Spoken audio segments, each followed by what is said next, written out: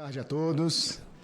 Gostaria de, inicialmente, cumprimentar o senador Exalci Lucas e, em seu nome, cumprimento a todos que acompanham essa audiência pública aqui presencialmente e também de forma online, que, inclusive, nós temos uma enorme audiência dos profissionais da contabilidade de todo o Brasil que estão acompanhando os debates da reforma tributária atentamente.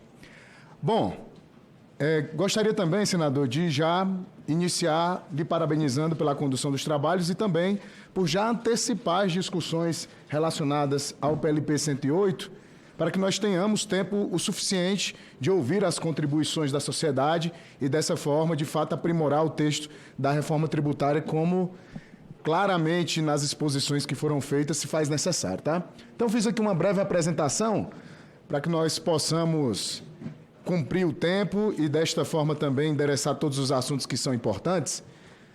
O PLP, ele traz a questão da gestão e da administração do IBS, mas, obviamente, eu reduzi as contribuições da classe contábil nesse primeiro momento a 3 pontos específicos, tá? A questão do próprio comitê gestor, que eu vou mencionar mais à frente, o contencioso administrativo, e aqui eu poderia ter colocado um asterisco ali na questão do contencioso também judicial, e eu vou daqui a pouco demonstrar para vocês o porquê que eu já coloquei essa alusão a ele.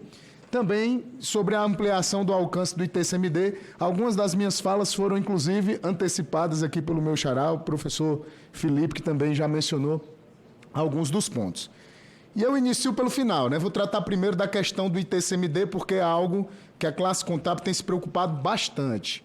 No artigo 164, no parágrafo 5º, no inciso 1º, ele fala que consideram-se ainda como doações para fins da incidência do ITCMD em transmissão entre pessoas vinculadas. E aqui eu destaco o que diz lá no inciso 1º, somente a parte que mais nos interessa discutir aqui, que inclui a distribuição desproporcional de dividendos. Existe uma preocupação, porque, como já foi antecipado, a distribuição de lucros, a gente sabe que no Brasil muito se intenciona a alcançar a tributação do imposto de renda com relação a essa distribuição. A gente vê várias vezes na mídia esse tema sendo discutido, só que ela está sempre postergada para quando o momento chegar de discutir a tributação sobre renda e patrimônio. No entanto, a alegação e a justificativa para alcançar essa tributação é sempre a de que os países mais desenvolvidos do mundo tributam a distribuição de lucros.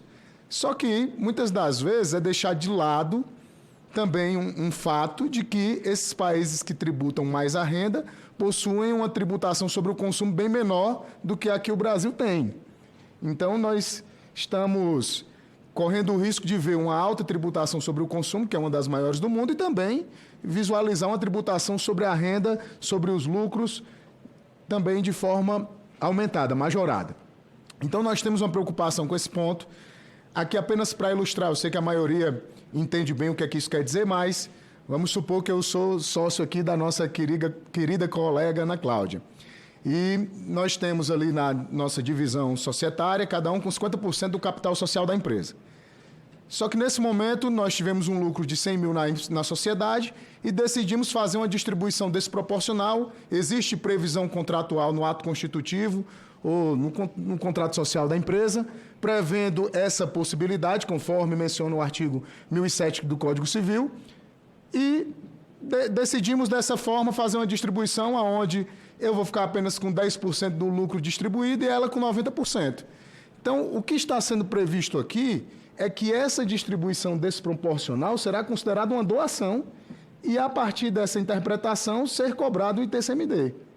Então, a nossa sugestão de forma bem objetiva é pela supressão do texto que menciona a distribuição desproporcional de lucros, sob pena de nós termos uma majoração e, inclusive, uma interpretação muito malabarística do fato gerador do ITCMD, se dessa forma prosperar. Continuando, eu trago aqui a questão, uma pergunta que é muito importante e gostaria também de mencionar outro cearense que está sempre levantando esse debate. Eu menciono, viu, senador, que eu sou cearense, porque esse meu sotaque britânico ele tende a enganar bastante a quem ouve.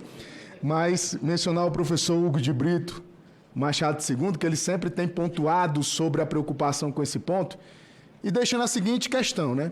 Quem precisa do judiciário para se proteger de ilegalidades? É a administração tributária ou o contribuinte? De fato, é o contribuinte. A administração tributária tem todo o poder dentro dessa relação jurídico-tributária para fazer o lançamento e impor a cobrança. E um ponto que vem sendo de forma reiterada mencionado em todas as discussões que tratam sobre o contencioso, seja administrativo e judicial, está lá previsto na exposição de motivos do PLP 108, no item 23, para ser mais preciso, diz o seguinte, ó, a reforma tributária, e aí o próprio legislador deixou lá claro, ó, provavelmente, ou seja, dando a entender que não consegue ter a dimensão real dos impactos, né, então ele já assume que isso é provável, demandará mudanças no direito material tributário. E aqui essa palavra material foi um erro de redação, porque ele estava se tratando ali do direito processual, né? Sobretudo no tocante aos processos relacionados à execução fiscal do IBS, às demais espécies de ações que tenham esse tributo como objeto de discussão. Tal quadro requer uma reavaliação das normas processuais de regência do contencioso em sede de IBS, de sorte a conformá-las à nova realidade trazida pela reforma, o que pode envolver, inclusive, eventual reorganização judiciária. Então, já está se estabelecendo aqui um impacto da reforma tributária no âmbito do contencioso judicial que não está sendo medido. Essa discussão demanda um diálogo entre as partes interessadas, notadamente o Poder Judiciário, a Advocacia Pública e Privada, administrações tributárias e os contribuintes. E essa parte aqui talvez seja mais importante para a gente avançar. A despeito de se reconhecer a importância do tema e a necessidade de endereçá-los, o presente PLP não vincula a resolução dessas questões. Então já assume o golpe, né? É provável que vá haver muitos impactos, mas nós não sabemos como serão esses impactos e nem propomos nenhuma resolução a esse problema, cujo disciplinamento dar-se-á em instrumentos normativos a serem oportunamente apresentados ao Congresso. Então, em muitas das discussões e das falas anteriores, nós mencionamos a questão da insegurança jurídica. Se nós temos uma insegurança jurídica ainda claramente evidenciada, com mudanças que impactarão o contencioso judicial e administrativo, como já foram previamente endereçadas, e nós ainda não temos caminhos para a resolução desses problemas, isso só aumenta em muito essa sensação de insegurança. E, por fim, já caminhando aqui para as conclusões, ontem a fala foi bem corrida, então tem que ser bem objetivo hoje. Nós temos também uma preocupação com relação ao contencioso administrativo, que também foi pontuado pelo Dr. Felipe, com relação à questão da uniformização na interpretação pelo Comitê Gestor do IBS e o fato de que a autoridade julgadora ela está vinculada a esses atos. Então, o Comitê de Harmonização, formado exclusivamente por representantes da administração tributária, vai promover a administração e a vinculação dos atos administrativos com relação à harmonia do contencioso em relação à IBS-CBS, a interpretação da norma. E os órgãos de julgamento, que são paritários, terão que obedecer àquilo que foi vinculado pelo Comitê de Harmonização. Ou seja, mesmo que ali seja paritário, ela tem uma limitação muito forte na sua atuação e na imparcialidade do julgamento, porque a harmonização, a interpretação do ato já veio por parte do Comitê de Harmonização. Então, gostaria de deixar esses pontos aqui destacados. A classe contábil ela tem uma preocupação legítima com toda essa discussão, tanto que envolve o PLP 68, quanto também a tudo que envolve o PLP 108.